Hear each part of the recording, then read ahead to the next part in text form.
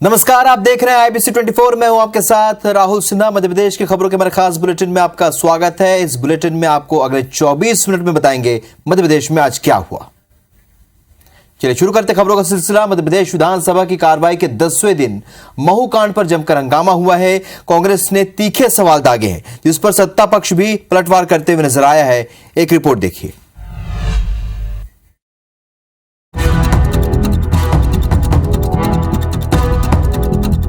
विधानसभा के बजट सत्र के 10वें दिन सदन में महू कांड पर विपक्ष ने जमकर हंगामा किया, जिसके बाद विधानसभा की कार्रवाई सोमवार तक के लिए स्थगित कर दी गई।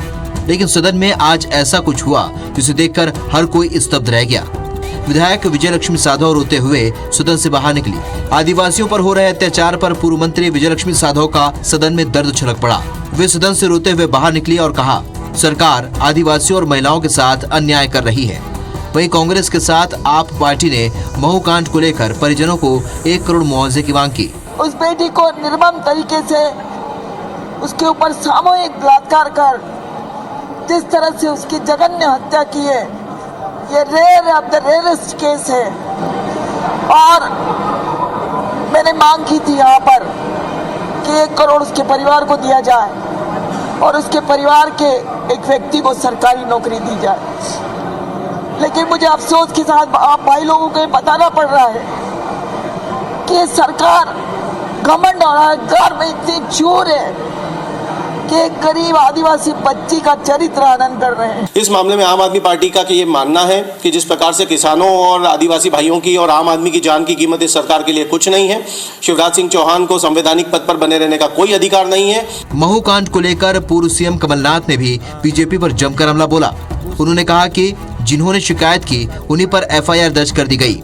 ये बीजेपी का इंसाफ है। ये इनका इंसाफ है भारतीय जनता पार्टी का कि जिन्होंने शिकायत की, जिनके परिवार की बेटी की हत्या हुई या सुसाइड हुआ, उनके ऊपर FIR, ये इनका इंसाफ है।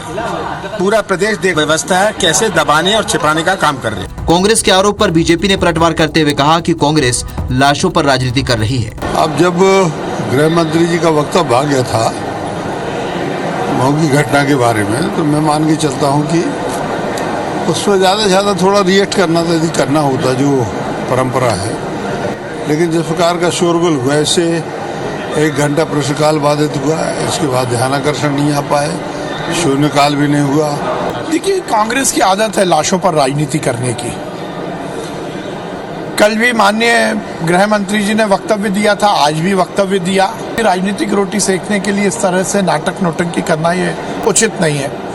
सदन की गरिमा का ध्यान रखना सभी की जिम्मेदारी है। और मामले में राष्ट्रीय अनुसूचित जनजाति आयोग ने स्वतः संज्ञान लिया और युवती और युवक की मौत को लेकर कलेक्टर ग्रामीण IG को नोटिस जारी कर जवाब मांगा है। इस बीच मृतक युवक भेरू सिंह की मौत को लेकर परिजनों ने बीजेपी नेता कैलाश विजयवर्गीय से मुलाकात की और घटना को दुर्भाग्यपूर्ण बताया। और वास्तविकता कुछ और सोशल मीडिया के द्वारा कुछ और प्रचार किया गया। दुर्भाग्यपूर्ण घटना है। सरकार इसके प्रति गंभीर है और माननीय मुख्यमंत्री जी ने तत्काल सहायता देने का भी कहा और सहायता शायद पहुंच गई है उनके पास। महू कांड में पीड़ित की PM रिपोर्ट में करंट लगने से मौत की बात कही गई है और बीजेपी इस तथ्य की दुहाई दे रही है। लेकिन विपक्ष सदन में जवाब से संतुष्ट नहीं हुआ, जिससे जोरदार हंगामा हुआ। इस हंगामे के बीच विधानसभा की कार्रवाई सोमवार तक के लिए स्थगित कर दी गई।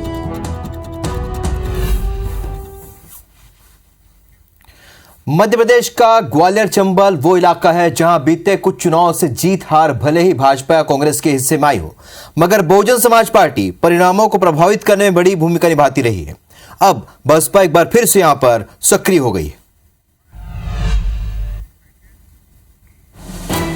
चुनावी साल में सभी पार्टियां वोटरों का समर्थन जुटाने की जुगत में लगी हुई हैं। ग्वालियर चंबल अंचल में बीजेपी कांग्रेस के अलावा तीसरी अहम पार्टी बसपा है। अब बहुजन समाज पार्टी भी ग्वालियर चंबल अंचल में चुनावी मैदान में पूरे दमखम के साथ उतरना चाहती है और बसपा के जमीनी कार्यकर्ताओं के साथ वोटरों में अपनी पैठ बनाने में जुट गई है। आंकड़ों पर गौर करें तो 2018 में बसपा को 5.1% और 2020 में 28 विधानसभा सीटों के उपचुनाव में 5.75% वोट मिले थे। प्रदेश की बात की जाए तो वोट बैंक 10% रहा है। बहुत सी सीटों पे हम बहुत अच्छा वोट लेकर के आए और ये क्रम हमारा जो काम का चल रहा है कंटिन्यूअस। बहुजन समाज पार्टी की घुसपैठ पर कांग्रेस का कहना है कि बसपा बीजेपी का ही पार्ट है। जितने भी राजनीतिक दल कांग्रेस और बीजेपी के अलावा है, ये सब किसी न किसी प्रकार से कांग्रेस को नुकसान पहुंचाना चाहते हैं। हमने कभी नहीं कहा कि आपकी बी टीम है, कि ए टीम है, कहीं आपकी ए बन जाती है, कहीं बी बन जाती है। अब देखना होगा कि बसपा कांग्रेस और बीजेपी को अपना कितना एहसास करा पाती है। चुनावी साल में एक बार फिर कांग्रेस की नैया पार कराने का बीड़ा पूर्व मुख्यमंत्री दिग्विजय सिंह ने उठाया है। कांग्रेस को मजबूत करने दतिया में कांग्रेस कार्यकर्ताओं को जीत का उन्होंने मंत्र भी दिया है।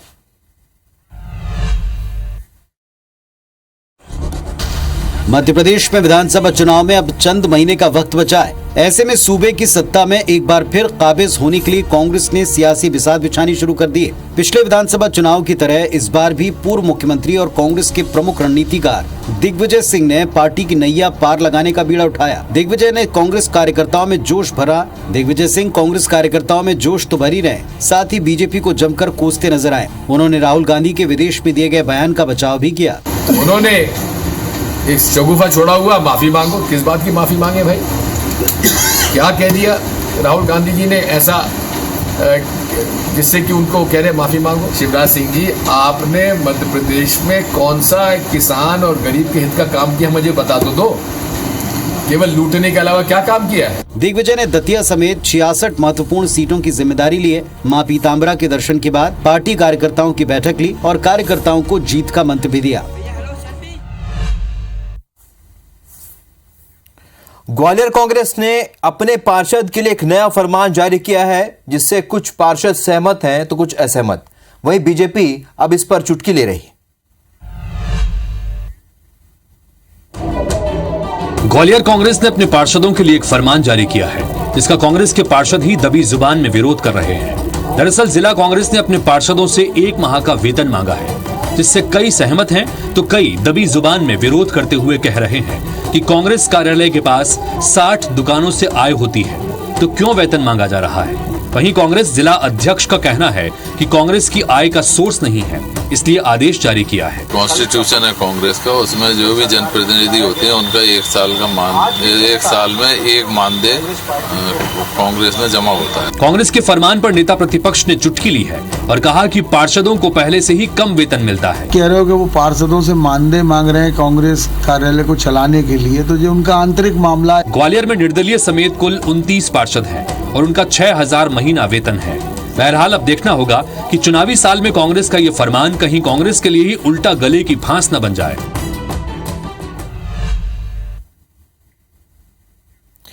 सीएम शिवराज ने अपने बुरहानपुर दौरे के दौरान बेटियों को सौगात देने के साथ लाडली बहना योजना की महिलाओं को जानकारी दी और उसके फायदे भी गिनाए। एक रिपोर्ट देखिए।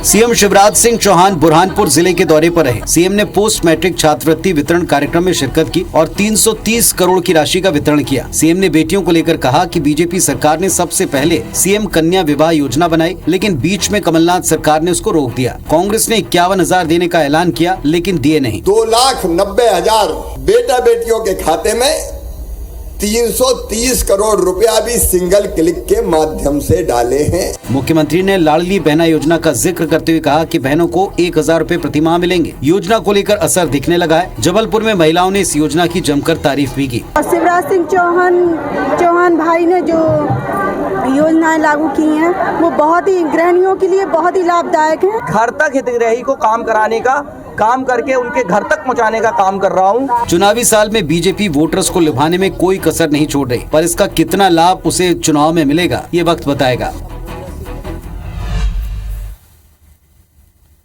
मध्य प्रदेश में 25 मार्च से 5वीं और 8वीं बोर्ड की परीक्षाएं शुरू होंगी, लेकिन प्रदेश में H2N3 वायरस की दस्तक के कारण बच्चों के परिजनों की चिंता बढ़ गई है।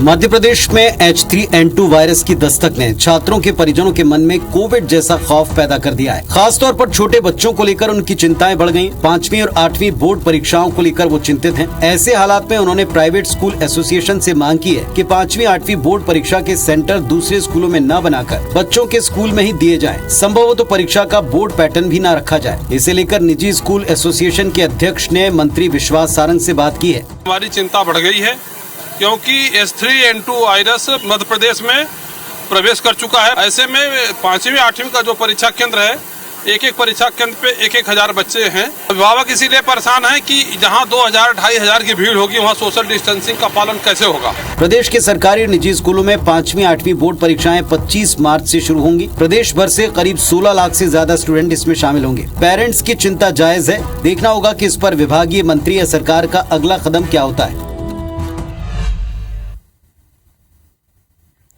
देश के साथ मध्य प्रदेश के युवाओं को लेकर NSSO ने आंकड़े जारी किए हैं जो कि चौंकाने वाले हैं। एक रिपोर्ट देखिए।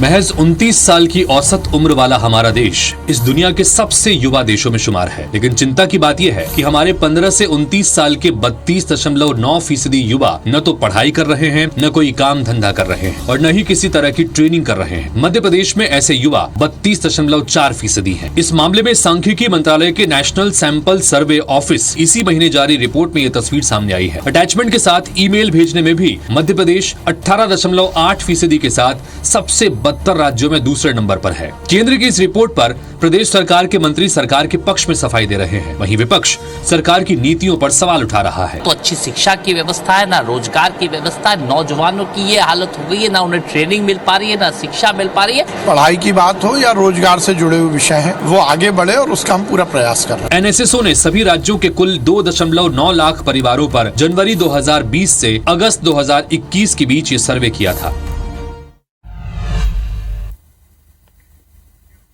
मार्च का महीना वित्त वर्ष के हिसाब किताब का होता है। ईयर क्लोजिंग मंथ होने की वजह से सभी विभागों पर बकाया राशि की वसूली का दबाव है। बिजली विभाग भी बकाया बिल की वसूली कर रहा है और मध्य प्रदेश के जबलपुर के पाटन जनपद पंचायत में बिजली विभाग ने पूरे गांव की बिजली काट दी है, जिससे गांव वाले गर्मी में हलाकान होने को मजबूर है। ये नजारा MP के जबलपुर की जनपद पंचायत पाटन के सरा गांव का है, जहां पर कुछ घरों का बिजली बिल जमा नहीं होने पर बिजली विभाग के अफसरों ने पूरे गांव की बिजली काट दी, जिस वजह से पूरा गांव अंधेरे के आगोश में आ गया। 14 तारीख से लाइट कट गई है यहाँ की, और ये नहीं है कि कम से कम जो बिल नहीं दे रहे हैं उनकी लाइट काटी जाए कि पूरे गांव की लाइट बंद कर देगी। बिजली विभाग के कर्मचारियों ने 14 मार्च को पूरे गांव की बिजली काट दी थी और तभी से अंधेरे ने गांव को अपने आगोश में ले लिया है। बिजली गुल होने से यहाँ रहने वाले लोग जहां एक और गर्मी से हलाकान हैं, वहीं इस मामले में बिजली विभाग के अफसर का क्या दलील है, ये आप खुद ही सुन लीजिए। 3 लाख के करीब गाँव पे पूरा बिल बकाया है। पूरा बिल नहीं भुगतान कर पा रहे हैं तो कम से कम आधा बिल ही जब भुगतान कर दें। मार्च का महीना है। हर किसी की अपनी दलील है। ग्रामीण और बिजली विभाग के अफसर इसके लिए एक दूसरे को जिम्मेदार बता रहे हैं, लेकिन अब देखना ये होगा कि आखिर कब इस गांव में बिजली व्यवस्था बहाल होती है और कब यहाँ के ग्रामीण राहत की सांस लेते हैं।